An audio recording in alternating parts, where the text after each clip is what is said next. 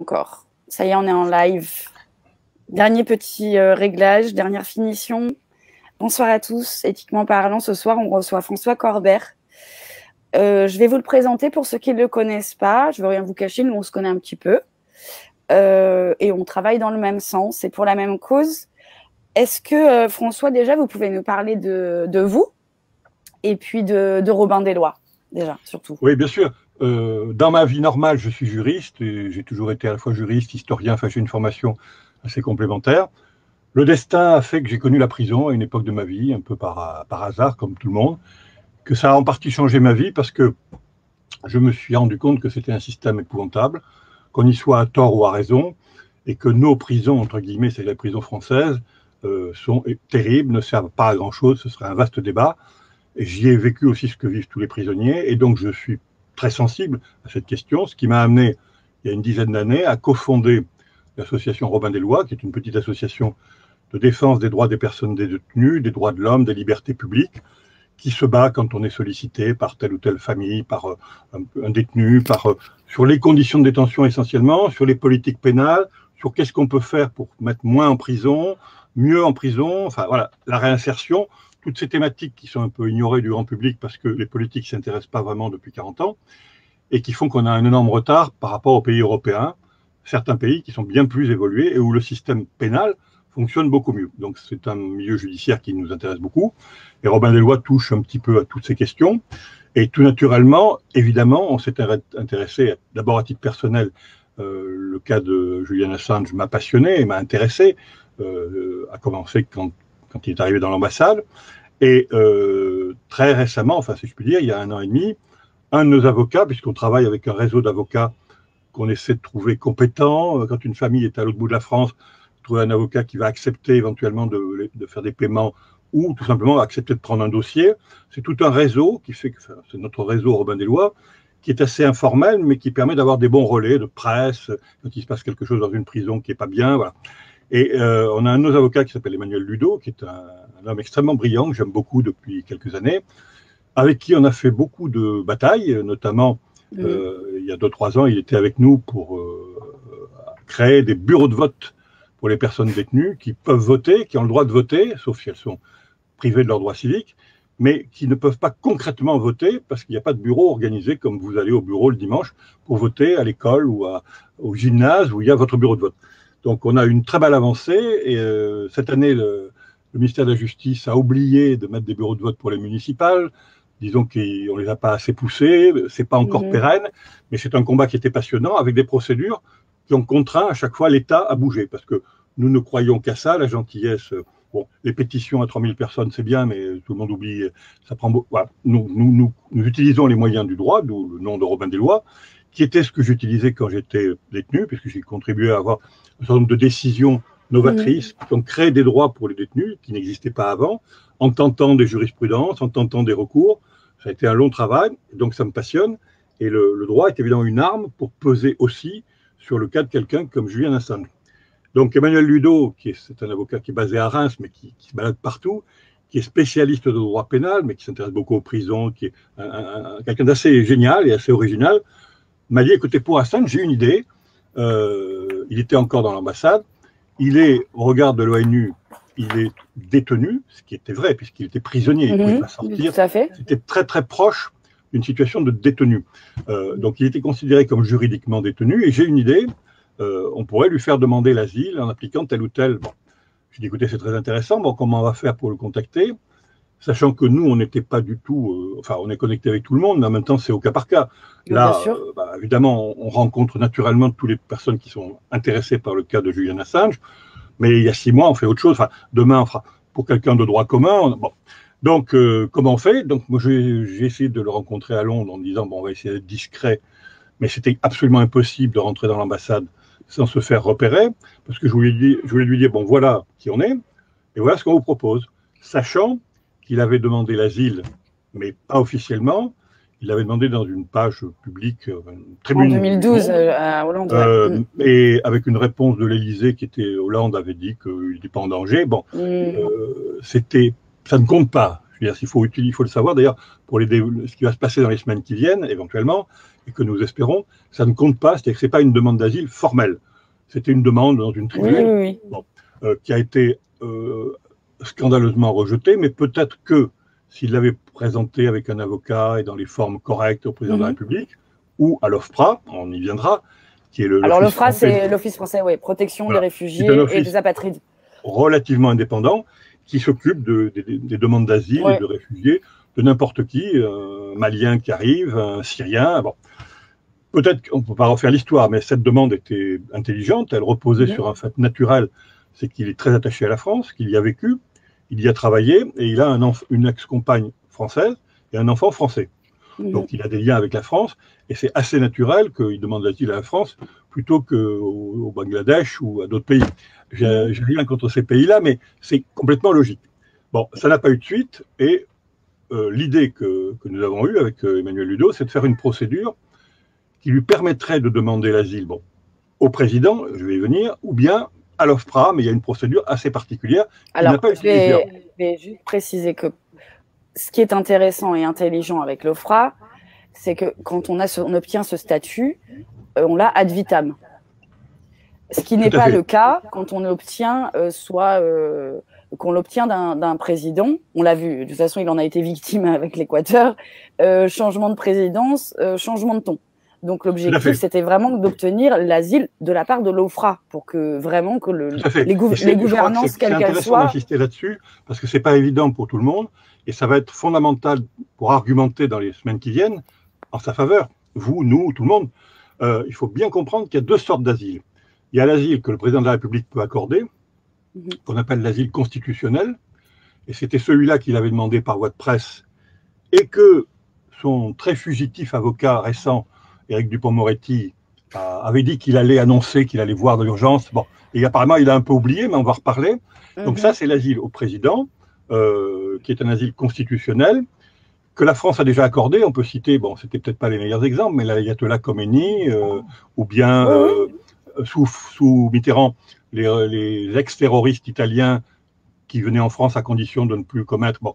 Mais le jour où le président change, donc lorsque Chirac est arrivé au pouvoir, cet asile est révocable. Et donc, Cesare Battisti et beaucoup d'autres ont été priés d'aller ailleurs, alors qu'ils étaient intégrés. Bon. Mais c'est un asile assez précaire. Donc, l'asile de l'OFPRA est un peu différent. Ce n'est pas une faveur, c'est un droit qui se fait en déposant un dossier à l'OFPRA avec toute une procédure assez sérieuse qui permet de voir si la personne mérite, entre guillemets, vraiment le titre de réfugié politique ou de... alors ça peut être des pays en guerre, ça peut être quelqu'un qui est prisonnier pour des raisons politiques, ça peut être... Et il y a un certain formalisme. La personne est convoquée à l'OFPRA pour s'expliquer, le cas avec un interprète selon la langue, et au terme de cette procédure, la personne obtient un statut très original, qui est le statut de réfugié politique. Et ce statut, il est à vie, même si le pays duquel elle vient change de politique ou devient démocratique. On ne peut pas y revenir. Non, il est à vie parce qu'elle prend un engagement à l'OFPRA, c'est de ne jamais revenir, évidemment, on ne peut pas jouer sur les deux tableaux, de ne jamais revenir dans le pays qu'elle a quitté pour faire du tourisme ou pour voir quelqu'un. C'est assez contraignant pour quelqu'un qui fait le choix. Je pense pas que Julian ait envie de retourner faire du shopping à Londres chez Harrods à Noël. On le pense aussi. On le pense aussi. Et je vous précise ça parce que ça explique que c'est un statut très sérieux. C'est pas une plaisanterie, c'est pas des paroles en l'air, et ça donne une garantie à vie. Donc on pourrait imaginer, concernant Julian Assange, que si le président, on peut rêver, mais on ne va pas tellement rêver, on va agir, si le président lui accordait l'asile demain ou dans quelques jours, comme disait Dupond-Moretti il y a 5 mois, il faudrait, ça serait bien qu'une procédure officielle ensuite sécurise cet asile. Bon, il remplirait un dossier, et puis bon. Mais c'est pas si simple que ça, on n'en est pas là. Donc, alors, où est-ce que vous en êtes, vous, là, maintenant? Vous allez saisir le tribunal de Créteil.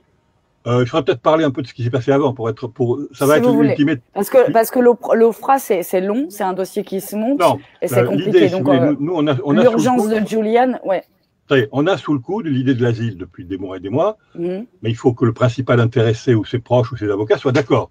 Il n'était pas imaginable, alors qu'on est très légaliste, notamment contre l'administration pénitentiaire ou les autorités judiciaires, il n'était pas question de faire quelque chose sans être sûr que ça allait bien dans le sens de la volonté de Julian Assange et de ses avocats. Bon, Le problème, c'est que quand on a cherché un bon interlocuteur, c'est extrêmement compliqué depuis la France de savoir qui fait quoi. Donc on a fini par aller à Londres en décembre, on a rencontré les avocats, on leur a expliqué la procédure qu'on imaginait pour que Julian Assange puisse faire une demande à l'OFPRA à titre personnel, indépendamment de l'accord du président, pas du président, de Dupont machin ou de machin truc, qu'il puisse le faire directement. Alors c'est pas très compliqué. Normalement, c'est le traité de Dublin sur les réfugiés, entre autres. Lorsque vous faites une demande de réfugiés, par exemple en Allemagne, vous êtes censé être sur le territoire allemand. Si vous faites une demande à l'OFPRA en France, vous devez être sur le territoire français. Alors, il y a évidemment un problème, c'est que Julian Assange ne peut pas y être, mais nous pensons, après avoir étudié avec beaucoup de juristes et de professeurs, très discrètement, parce qu'on a travaillé discrètement tant que on n'était pas sûr, là maintenant, depuis un mois, on attaque frontalement, parce qu'on pense qu'il y a urgence et qu'on est sûr de nous. Donc, nous avons une procédure qui devrait permettre, donc en saisissant le juge des référés de Créteil.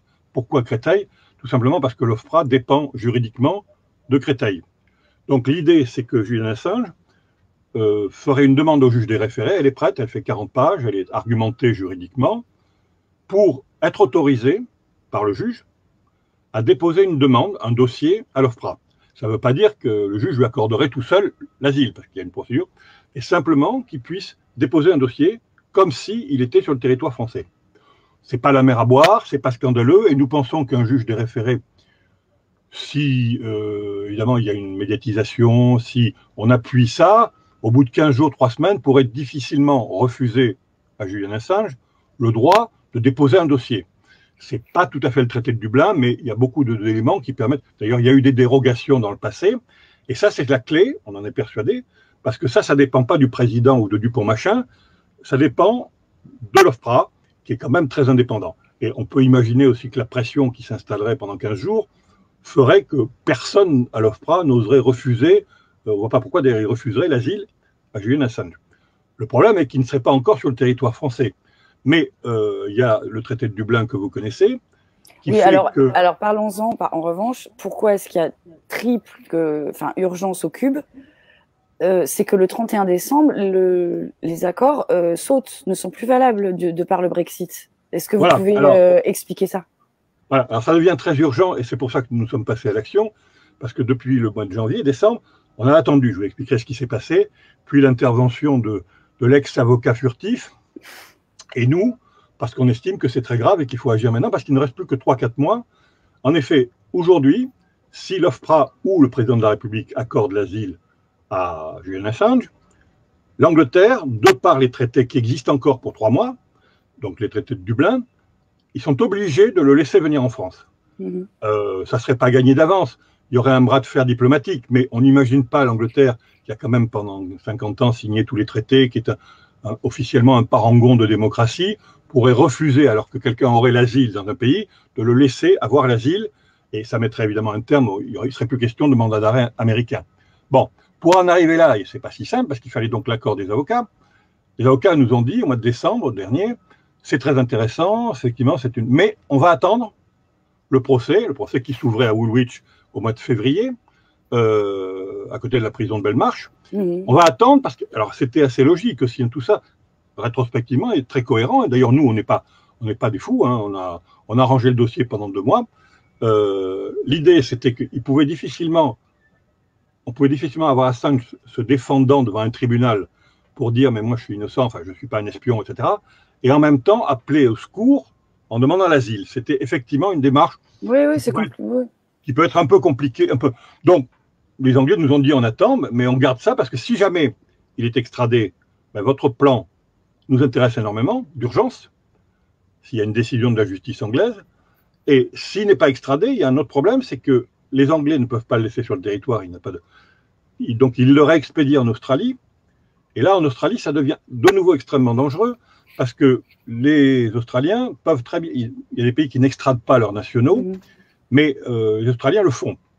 Et le gouvernement actuel australien, moi, j'ai rien contre lui, mais je le connais pas, mais est, semble-t-il, très pro-Trump. Oui, ils s'extradent. Ouais. Par conséquent, le danger serait absolument le même et serait assez fou.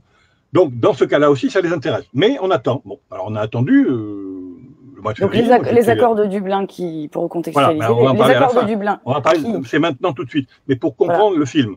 Donc, personne ne parlait d'asile avant le début du procès qui était prévu le 24 février. Vous étiez, où nous étions, pour rencontrer, pour voir ce qui allait se passer, pour soutenir, enfin, pour des raisons diverses. Nous, on y était très discrètement parce que on voulait pas se faire dévoiler. Les bons plans, il faut les préparer, les mûrir, mettre tout le monde d'accord, puis après on fonce. Et stupeur, nous apprenons quelques jours avant l'ouverture du procès, le 20 février, il y a une conférence de presse qui est organisée par Éric Dupond-Moretti, qui était alors un grand avocat. Il vient d'être nommé avocat de Julian Assange avec son collaborateur porte-serviette, là, un certain Antoine Veil. On le voit toujours derrière l'image, il porte les bagages, un type qui est mal rasé, enfin, on ne connaît pas trop. Ils vont faire une conférence de presse et ils disent qu'ils arrivent de voir Julian Assange, qu'ils viennent d'être désignés. Ce qui est tout à fait exact, parce qu'il y avait un grand problème depuis 2, 3 ans, 4 ans en France, il n'y avait pas vraiment d'avocat sérieux de Julian Assange, et or c'était quand même, il y avait des choses à jouer en France. Donc, je ne sais pas qui a ouvert la porte, mais c'était très bien. Et Éric Dupond-Moretti a annoncé... Ça a été une très belle surprise qu'il l'a annoncé. Mais extraordinaire. Moi, j'y étais... Alors, il n'y a pas de secret, on l'avait informé, nous, quand on a su qu'il faisait ça, on lui a dit, voilà ce que nous, on prépare, on vous informe par correction, s'il faut, on se mettra d'accord avec vous, on sait pas... Bon. Et il a annoncé qu'il allait demander l'asile tout de suite, parce qu'il a dit, Assange est en danger, il est en très mauvaise santé, ce que tout le monde sait et voit, il ne faut pas traîner. Et bon, la phrase, vous la trouvez, je ne fais pas de publicité pour Reporters sans frontières, mais c'est des gens avec qui on sympathise. La conférence de presse se trouve intégralement sur leur site Facebook. Et quand on l'écoute rétrospectivement, ça fait froid dans le dos. Et moi, ça me met très en colère. Je vous dirai pourquoi après. Parce que je suis révolté du double langage, qui est maintenant celui, ou plutôt du double silence, qui est celui d'un avocat qui est devenu ministre de la Justice et qui pourrait faire tout, ou contribuer à faire tout pour cet asile, s'il avait un peu de courage. François, est-ce que vous pouvez vous recentrer parce qu'on voit que la moitié de votre visage? Pardon. Super, voilà, merci beaucoup. Donc, il annonce qu'il va demander l'asile tout de suite. Il y avait le père de Julian, il y avait différents avocats qui étaient là pour le décor, et une centaine de journalistes, c'est pas rien, et c'était très bien, parce que les journaux du monde entier étaient là, et on répertait. Donc nous, on a dit très bien. Alors je pense, je n'ai pas rediscuté ni avec lui, ni avec... parce que maintenant on est un petit peu tendu, puis il ne veut pas nous recevoir. On a demandé un rendez-vous, il a oublié lui aussi le rendez-vous depuis un mois. On va lui rappeler, mais enfin, on n'attend pas sa permission pour faire ce qu'on a à faire. Donc, il a... Comment est-ce que vous expliquez son silence à Dupond-Moretti, alors tandis qu'il est devenu garde des Sceaux? Écoutez, c'est tout le mystère qu'on a dévoilé au mois d'août, hein, avec un article du Monde et des pages de l'AFP, puisque nous, on l'a vu arriver comme ministre. On s'est dit très bien.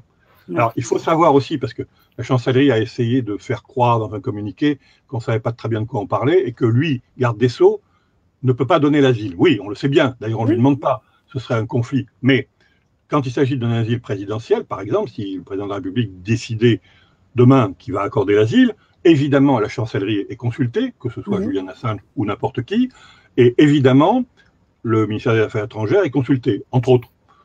Mais c'est le président qui le décide.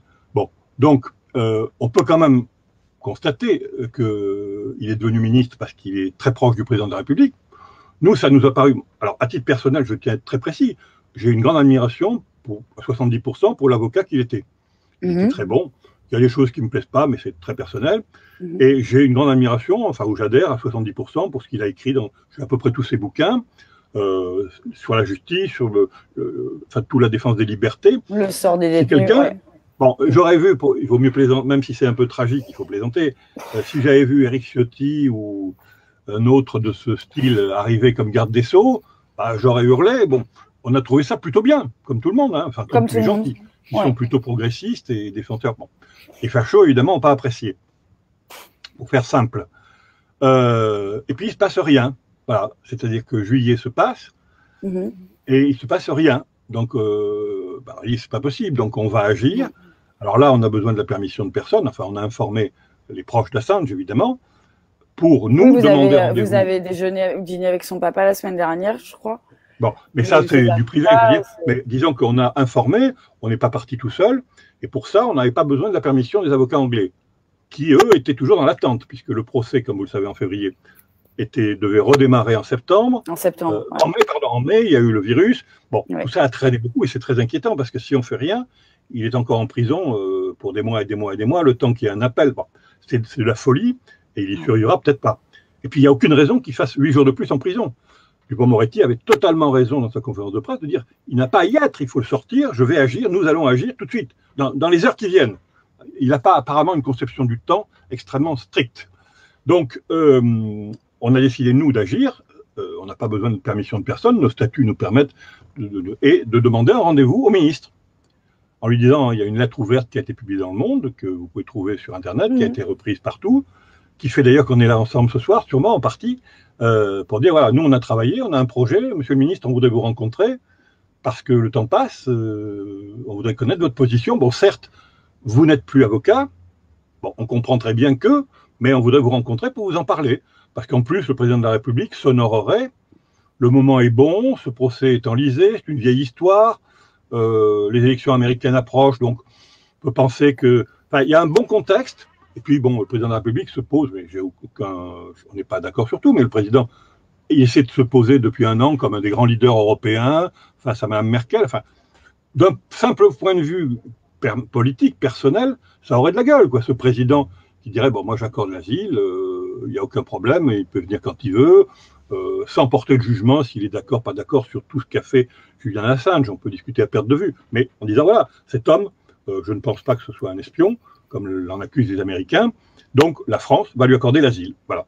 Et simplement, ça engagerait évidemment un bras de fer diplomatique avec les États-Unis et avec l'Angleterre, mais on n'est pas le Nicaragua. Bon, alors si on ne se bat pas dans des bras de fer comme ça avec les États-Unis et l'Angleterre, on ne bouge pas sur la Chine avec les Ouïghours, et on ne bouge pas sur on bouge pas beaucoup, la Russie, avec... voilà, on ne fait plus rien. Bon. Mais le problème, c'est qu'ils ne font plus rien. Et le gros problème... Alors, comment faire pour les faire bouger? Donc, on a choisi de rendre publique cette énorme contradiction que beaucoup de gens avaient oubliée, parce que beaucoup de journalistes m'ont dit « Ah, mais oui, c'est vrai. Ah, mais la conférence de presse... » Et ils ont tous réécouté cette conférence de presse, qui est formidable, mais qui est une honte, quand vous pensez maintenant que Éric Dupond-Moretti est dans son bureau, et qu'il a complètement laissé de côté l'asile. Alors, il n'a aucune excuse, évidemment, puisqu'il a des rapports intimes avec le président. Il est présenté comme le chouchou du président. C'est une incompréhension totale. Pardon ? C'est une incompréhension totale. Voilà. Il ne peut pas être plus proche du président, puisque son cabinet est entre autres peuplé d'anciens collaborateurs de Macron.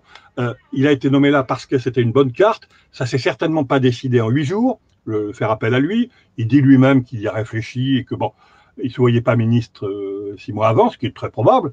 Bon, il est ministre, très bien, nous, ça nous va. Mais que se passe-t-il? Voilà. Pourquoi se tait-il? Et nous, on veut le forcer, c'est très simple, d'une façon ou d'une autre, en toute légalité, bien sûr, puisque Robin des Lois est totalement légaliste, mais on peut faire différentes actions, des happenings, des communications à l'Assemblée, des lettres ouvertes, il y a 1000 façons, dans les semaines qui viennent et dans les jours qui viennent, de continuer à dire à Éric Dupond-Moretti, Monsieur le ministre, vous n'êtes plus avocat, certes, mais en tant qu'avocat, vous connaissez le dossier un petit peu, donc où en êtes-vous? Vous en avez parlé au président, vous n'en avez pas parlé? Et puis nous espérons, et ça c'est très ouvert à tout le monde, nous on porte ce projet, on a le projet juridique pour la demande d'asile, mais l'idée c'est qu'elle s'impose dans les jours qui viennent et qu'il soit obligé, quels que soient les pouvoirs, de s'en emparer.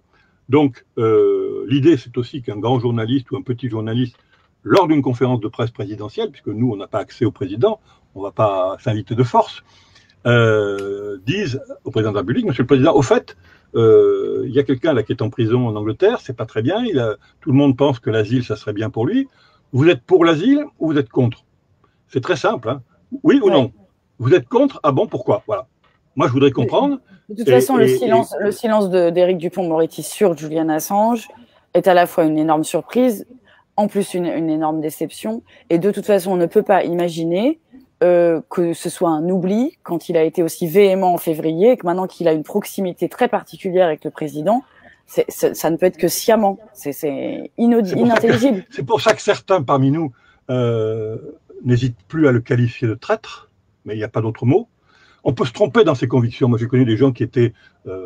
c'était pas du tout mes convictions, qui soutenaient des régimes totalitaires il y a 30 ans, 4 ans. On peut se tromper, on peut ne pas s'engager parce qu'on a autre chose à faire, mais je pense que renier, oublier les engagements aussi forts qu'on a pris devant le monde entier, ça s'appelle être un traître. je suis désolé de le dire. Enfin, je veux garder une relation polie pour l'instant avec le ministre, parce qu'on peut espérer qu'il va changer d'avis. Mais autour de nous, beaucoup de militants, de sympathisants disent, c'est ce qu'on disait autrefois, c'est une vipère lubrique. Voilà.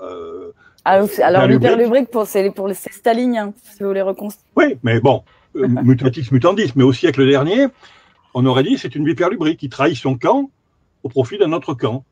Et on est obligé de constater que c'est une trahison énorme. Réécouter, que tout le monde réécoute cette conférence de presse, pas toute, mais... il est d'une véhémence pour Giuliani. Il est d'une véhémence. Moi, j'en avais pas les larmes aux yeux. C'est magnifique. On était bouleversés parce qu'il a trouvé les mots. Il arrivait de la prison, il venait d'être nommé comme avocat d'Assange, et tout allait bien. Et je pense, honnêtement, que s'il avait fait le forcing à ce moment-là, je vois mal... Il y a beaucoup oui, on y a cru, bien sûr. Voilà, devant le soulèvement médiatique et le soutien qu'il aurait eu de la plupart des Français, c'était gagné. Pourquoi il s'est arrêté, on n'en saura jamais. Bon, il y a eu évidemment le confinement qui n'a pas arrangé les choses, mais Attendez. Il est très sollicité, François. Attendez, excusez-moi, j'ai oublié de faire ce qu'on fait dans les bonnes émissions de radio. C'est spontané. C'est pas très professionnel, mais... C'est pas grave. Oui, tout le monde se sent globalement vraiment trahi par ce silence. Moi, autant j'avais une certaine admiration, je vous dis, on n'admire jamais quelqu'un à 100%, non. Mais bon, je sais qu'il y a les histoires de MeToo, il y a le côté parfois un peu beauf, calculé, et moi j'aime assez l'homme qui poussait des coups de gueule sur certains sujets, contre les magistrats quand il le faut, enfin... Les conditions des pénitenciers. Et quand on a une certaine admiration pour quelqu'un, on n'en a que plus de colère quand on se dit mais cet homme trahit tout. Parce que il n'est pas le sous-ministre des choux farcis, il est garde des Sceaux. Il est numéro 3 du gouvernement dans l'ordre protocolaire. C'est insensé.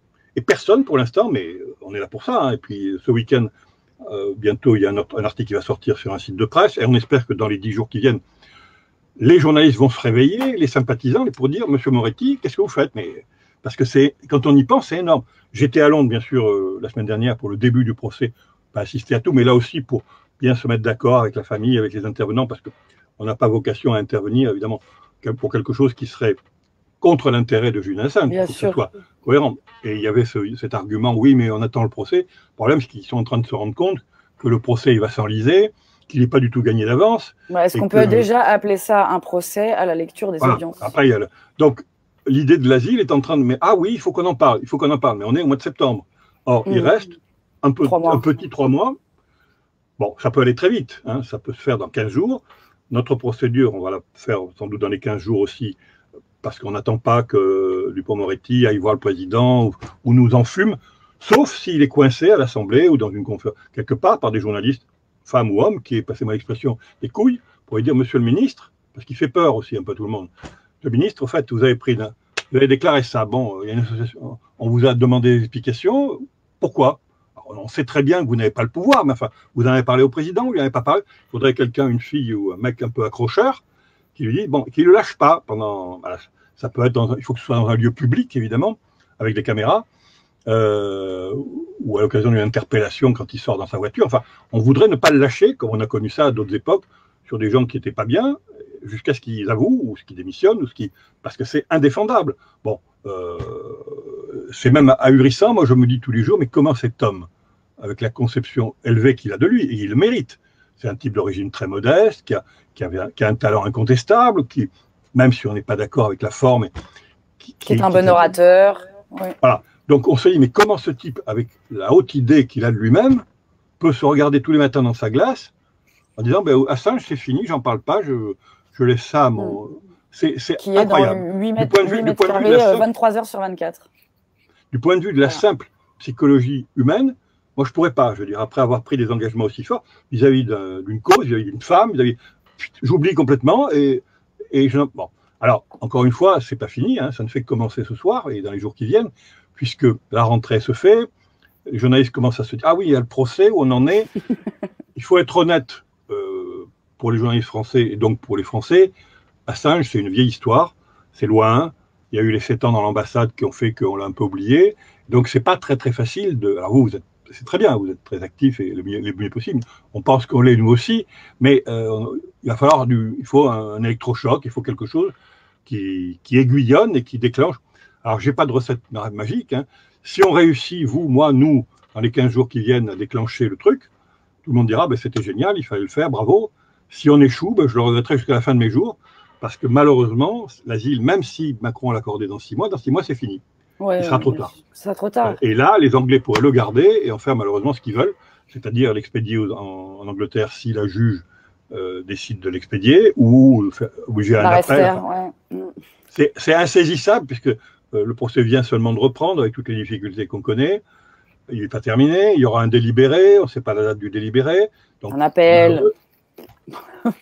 Ça peut durer encore très longtemps et pendant ce temps-là, il est en train de crever en prison. Il n'est pas en état. On le voit très bien, on l'a vu en février, on le voit maintenant. Il est victime de ce qu'on appelle la torture blanche. Alors, n'exagérons rien, mais c'est quand même psychologiquement très dur. Il a été d'abord isolé complètement pendant les premiers mois, puis les co-détenus ont fait un mouvement pour dire qu'il faut le laisser un peu respirer. Donc il voit quand même d'autres détenus, mais il est fouillé de façon très stricte. Et puis surtout, c'est quelque chose qui est très violent. Je veux dire, quand vous n'avez pas à être en prison, vous n'avez rien à vous reprocher, ça commence à être très fort. Parce qu'il ne faut pas oublier qu'il n'y a pas que la prison depuis 14 mois. Il y a des gens qui ont passé des années en prison, qui s'en sont bien tirés, si on veut. Mais il y a eu toute la période d'ambassade. Et on oublie de le dire, je crois que c'est un élément d'information intéressante. La vie dans l'ambassade, c'était extrêmement dur. Parce que, imaginez que vous soyez pendant 7 ans, le matin, le midi, le soir, le week-end, à vous dire, on va peut-être venir m'arrêter. Mais vous ne pouvez pas dormir, vous ne pouvez pas... Parce que c'était ce qui risquait, et c'est ce qui est arrivé. C'est-à-dire que l'Équateur lui retire la nationalité, enfin ils l'ont suspendu, et qu'on le livre aux Anglais, donc enfin aux Américains. Donc, vivre avec ça pendant 7 ans, c'est une angoisse terrible. Déjà, quelqu'un qui attend, il sait qu'il est recherché pendant un mois, il vit sur le qui-vive, il change d'hôtel, il se cache parce qu'il sait qu'il va être arrêté éventuellement, c'est extrêmement dur, quoi qu'on ait fait, hein, coupable ou innocent. Mais imaginez que pendant 7 ans, il a vécu ce traumatisme dans des locaux qui sont par ailleurs tout petits, enfin ce qui a été décrit, des locaux qui n'étaient pas du tout faits pour ça. Bon, alors, il y a une bonne nouvelle qui est peut-être un symbole de vie, c'est qu'on a appris il y a très peu de temps qu'il a une compagne qui est assez sympathique, qui s'appelle Stella Maurice, ouais.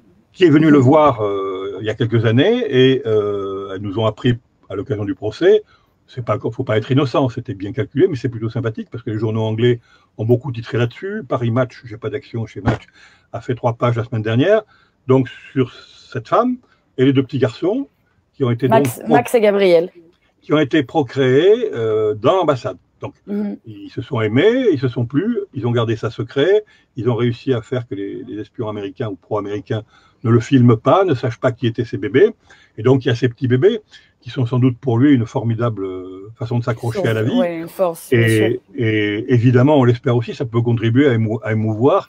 Qui sait, si ça émeut pas M. Dupond-Moretti, ça peut émouvoir M. Macron. Ou bon, c'est aussi une touche humaine. Bon, ça n'a rien à voir avec le fond. Mais c'est un jeune papa. Ce jeune papa, il n'a rien fait en prison. Voilà. Rendons-le à ses fils et à sa femme. Et rendons-le à la liberté. Parce qu'il n'a commis, tout le monde en est d'accord, tous les gens qui connaissent, il n'a commis aucun crime, bien entendu. Mais il faut rappeler inlassablement que quand Wikileaks a publié les documents principaux, les fameux câbles diplomatiques, tous les grands journaux du monde, tous les grands journaux, éventuellement avec des précautions en disant, bon, c'est du document brut, faut-il le publier, mais nous choisissons de le publier. Tous les grands journaux, à commencer par Le Monde en France ou autres, ont publié ces documents. Donc, dans la bonne logique, il faudrait les poursuivre eux aussi. Et on sait très bien que ce n'est pas la vraie raison. Où sont-ils? Qu'en disent-ils? Que titrent-ils? Que font-ils de leur une? Alors moi, j'ai rien à dire avec Le Monde, puisque Le Monde a été extrêmement réceptif dès qu'on les a alertés. Ils ont trouvé très intéressant qu'on mette en exergue le silence de Dupond-Moretti. Maintenant, je parle de trahison, enfin, tout le monde en parle, parce que c'est une trahison au sens purement juridique du terme. Mais Le Monde a été très réactif, donc ils ont fait une demi-page qui a contribué à susciter d'autres articles, qui contribuent sans doute à ce qu'on soit là ensemble ce soir à se parler, parce que ça nous a facilité la tâche pour relancer une offensive. C'est pas terminé, on va faire cette procédure dans peu de temps, et par tous les canaux possibles, avec vous, avec tous les militants. Je vous précise d'ailleurs que nous, on ne détient pas la boîte magique. Si quelqu'un qui nous écoute a une idée sur une façon d'accrocher Dupond-Moretti, je ne sais pas, en allant s'accrocher sur une grue devant la place Vendôme, il y a 1000 façons d'attirer l'attention, de briser le silence médiatique. On est preneurs, je veux dire, vous nous téléphonez, vous nous venez. Il n'y a pas de recette. Nous, voilà, on a pris conscience maintenant, après le procès qui est en cours, que ça tourne, il reste très peu de temps, ça va être enlisé et il faut en sortir. Et je sais que c'est la politique et l'analyse aussi de dernier combat pour Assange, de toute votre Assange ultime combat. Pardon, c'est votre objectif aussi. Et c'est du bon sens. Je veux dire, j'ai hésité longtemps à me dire, bon, comment on fait? Mais là, j'ai plus la moindre hésitation. Et je pense que, moi, je sais que si je n'arrivais pas à faire triompher cette idée d'asile, je le regretterais toute ma vie. J'ai une vie de militant, je suis passionné par beaucoup de causes. Je regrettais toute ma vie d'avoir échoué à imposer l'idée de l'asile, puisqu'il faut l'imposer, bon gré mal gré, à ce monsieur Dupond-Moretti, qui était autrefois un avocat. Voilà. Merci François. Je ne suis pas gentil, mais je suis tellement en colère. Quand vous avez été trahi par quelqu'un dont vous partagez les valeurs, c'est insupportable. C'est extrêmement violent. Oui, ça l'est. Parce que pour moi, je ne suis pas économiste, je ne suis pas sportif. Donc un ministre des Sports qui aurait fait quelque chose et n'aurait pas tenu, ça serait très lointain. Il y a beaucoup de gens qui, une fois arrivés au pouvoir, ne tiennent pas leurs engagements. Mais là, il ne peut pas y avoir plus symbolique, plus direct et plus grave. Je ne comprends pas. Enfin, en temps de guerre, on dirait même que c'est de la haute trahison, je crois. Est-ce que ce serait possible d'envisager qu'il n'en parle pas ou que ce soit passé sous silence parce qu'une action est en cours? Est-ce que ce serait possible? On s'est posé la question, mais il l'aurait fait savoir. Il aurait fait savoir notamment aux journalistes qui lui ont posé des questions off depuis un mois. On n'a pas de remontée, mais il est vrai que personne n'a posé la question vraiment. Mais on est là pour ça. Par tous les canaux. Si ça se trouve, il va répondre demain par un tweet, ou il a des moyens de répondre. C'est aussi la question qu'on a posée à la famille, bien sûr. Mais John Tipton, donc le père de Julian Assange, qui est très actif de façon planétaire, a dit au Monde, quelques jours avant la publication de l'article, qu'il n'avait eu absolument aucune nouvelle du cabinet Veil, qui a succédé au cabinet Veil Dupond-Moretti.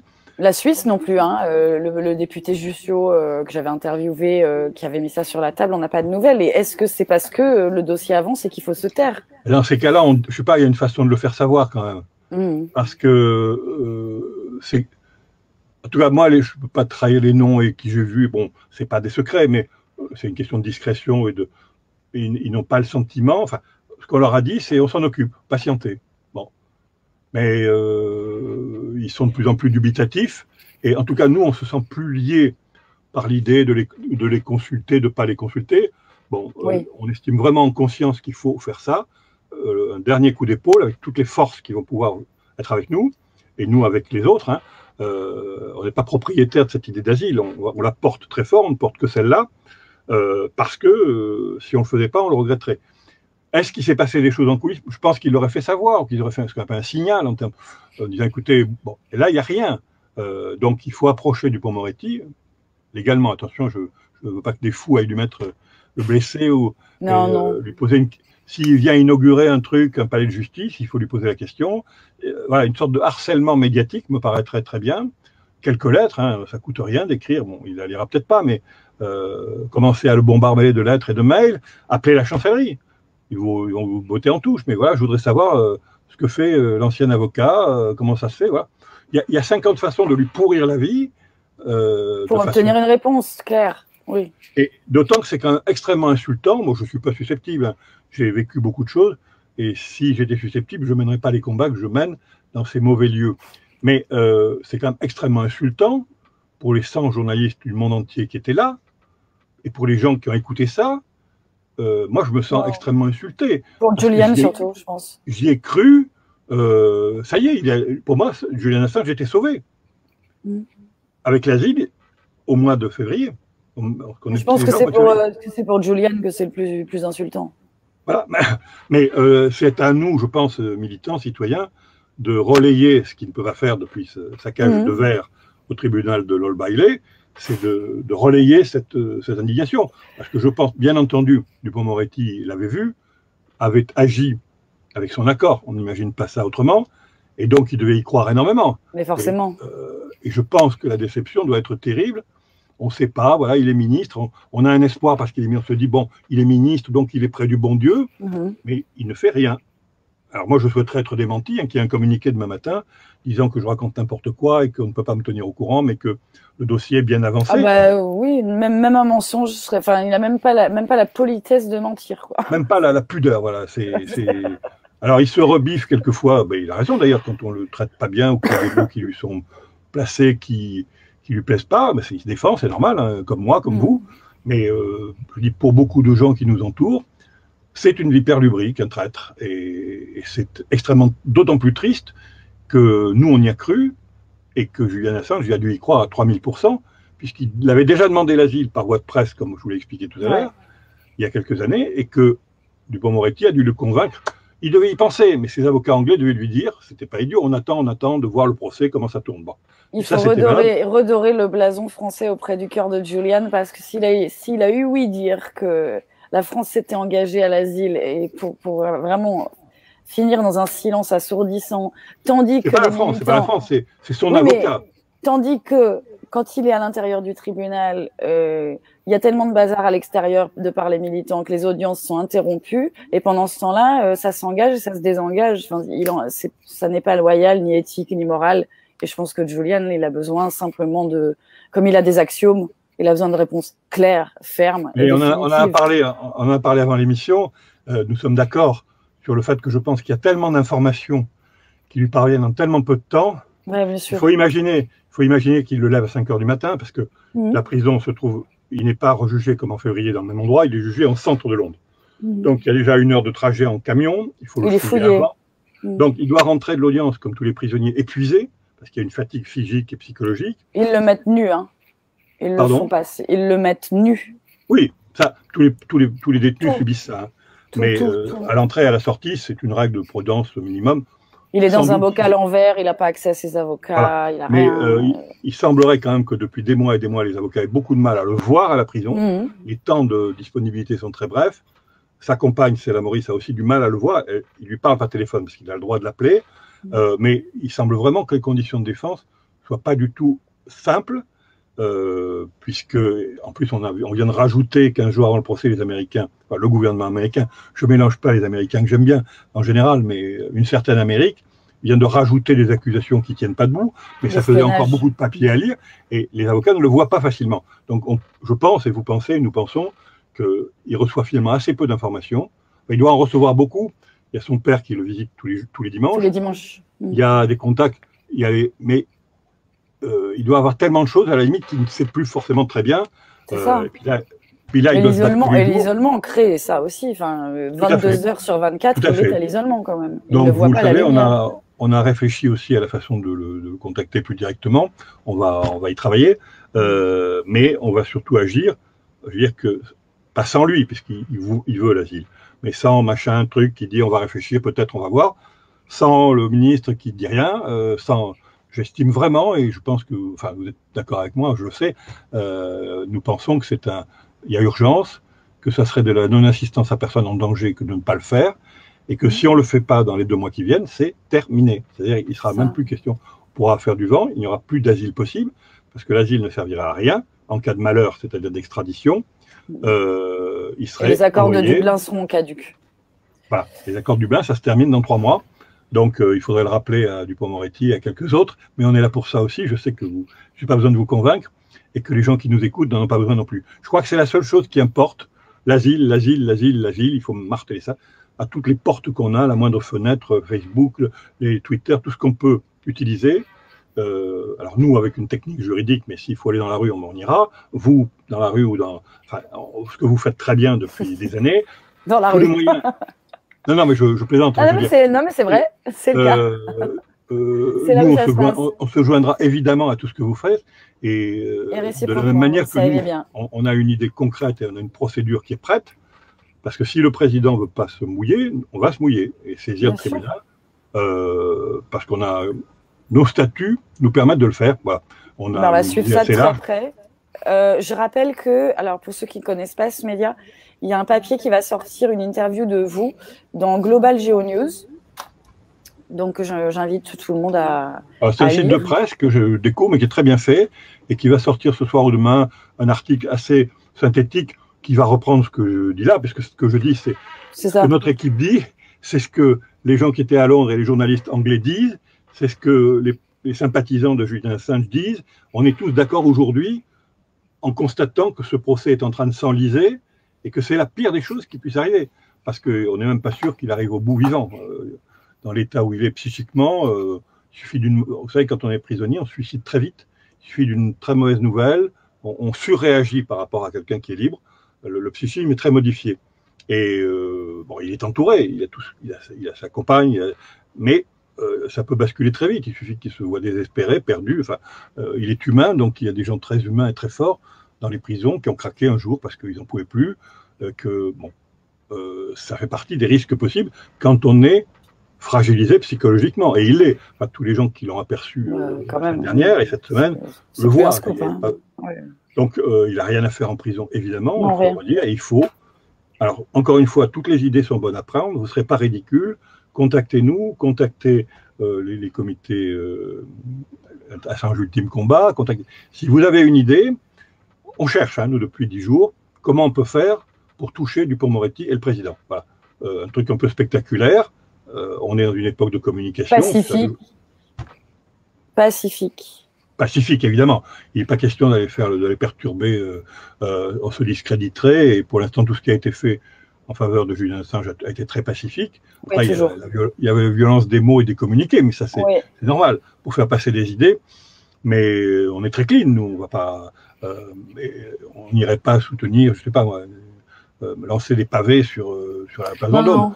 D'abord, on ne nous laisserait pas. Mais il doit y avoir, on cherche, on a déjà quelques idées, certaines façons d'accrocher, par le biais d'un journaliste qu'on connaît, d'un parlementaire, de rendre la vie impossible dans les 15 jours qui viennent à Dupond-Moretti, de telle sorte que quand il va sortir ou partout où il rencontre des gens, il dit hey, « Monsieur le ministre, et l'asile ?»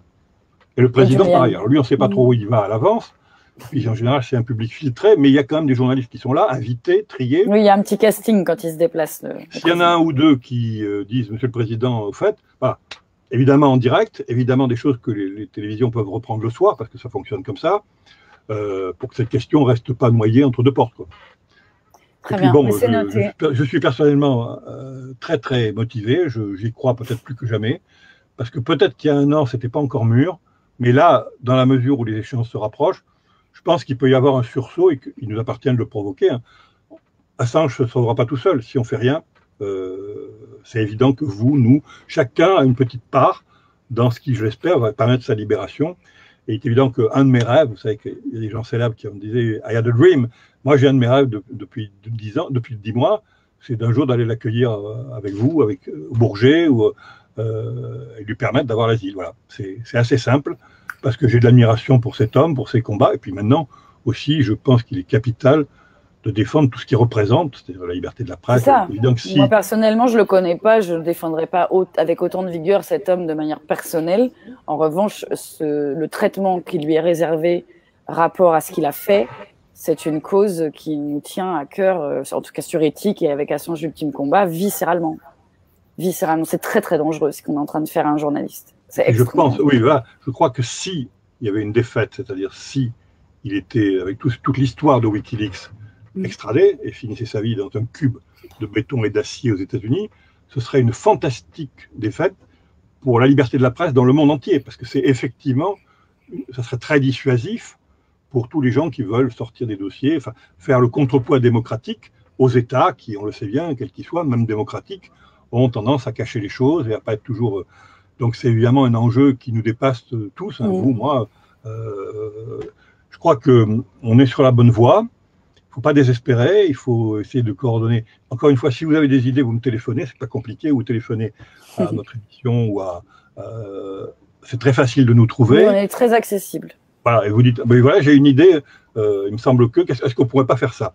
Alors après, on trie, encore une fois, pas d'action violente, hein, c'est totalement exclu. On perdrait toute crédibilité, et puis c'est pas mon style, hein, nous on est complètement légaliste. Mais avec la loi, on peut faire beaucoup de choses. Je dis, on peut y penser, à passer des appels à la chancellerie tous les jours. Enfin, on va voir ce qu'on organise. On y réfléchit, hein, puisque on a vu comment tournait le procès. On s'était dit, bon, on va attendre si ça tourne bien, puis ça tourne pas très bien. C'est un peu... voilà, on mouline du vent, et je ne pense pas qu'il puisse en sortir quelque chose de bien. On amuse la galerie, et ça va durer, et pendant ce temps-là, il est toujours enfermé. Donc, il n'y a plus à attendre, quoi. Merci François pour votre intervention. Merci de votre accueil et puis de votre combat, parce que vous le menez aussi. On n'est pas en position d'antagonisme, on est complètement d'accord, même si on a emprunté des chemins différents, mais complètement complémentaires. Tout à fait, et on se tient au courant, et on tient les militants au courant, les soutiens de Julian au courant, et les abonnés au courant. Partagez le live, rentrez en contact avec Robin Des Lois si vous avez des idées. Un grand H, je ne sais pas, mais l'histoire va s'écrire grâce à nous, grâce à vous, grâce à tout ce qu'on va faire dans les semaines qui viennent. Et personne n'écrira à notre place. Voilà. Non, soyons tous les scribes du destin de Julian. Merci François, et puis à très bientôt. On garde le contact, nous, évidemment, et puis on reste en lien, en live régulièrement pour vous donner des nouvelles. Bonsoir, merci beaucoup. Bonsoir François. Merci à tous d'avoir suivi le live, c'était important pour nous. Voilà, rejoignez la demande d'asile de Julian, créez des hashtags, faites tourner l'information, refédérez-vous autour de cette cause.